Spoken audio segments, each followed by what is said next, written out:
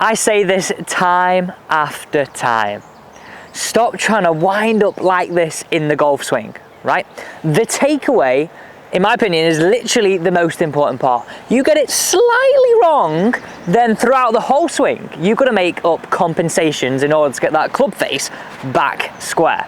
So nice and simple, right? Today I'm going to show you how you can take your takeaway from this weak, open, not very powerful, to something that looks a little bit more like this. A lot stronger, a lot more powerful, and better turn. Now the thing that I would say, right, this is perfect no matter your age or ability.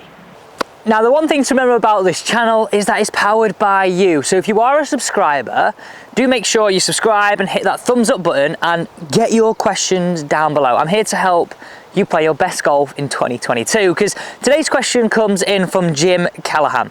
So, what is wrong? We don't want to talk too long on this, but 30 seconds here. What is wrong? Now, so many people, chest sort of stays straight onto the golf ball, and we take the club like this on the way back. So really sort of, I'd say the forearms and the wrists doing all the work, okay? Now that's no good to anybody, because if your club face is like this halfway back, 9 times out of 10 it's going to be open at the top of the backswing and not much turn, and make that big slash down towards the ball in order to try and save it. So what I want you to do first off is just grab a T-peg. Now you may have seen something like this before, but we're using it in a slightly different way. Place it in, lock it in, and you can see there, just simply, I got my T-peg pointing out of my glove. And the great thing about this is we can hit some shots away. So how are we trying to improve? If I take the club away like this, you can see where the T-peg starts to point, right? Up towards the sky.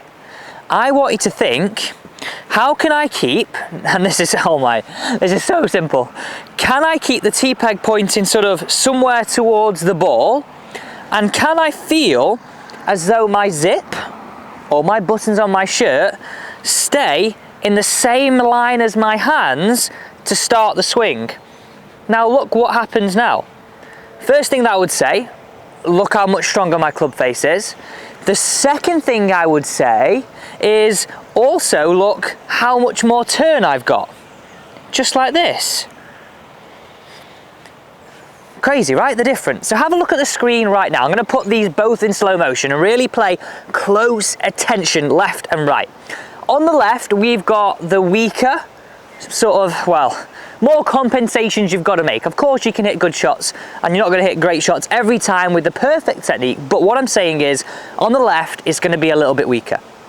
On the right is club face a little bit stronger with way more turn. Let's now show you how you can bring this into your game out on the course. Well, you could hit some away with your T-peg for sure, so let's show you that first.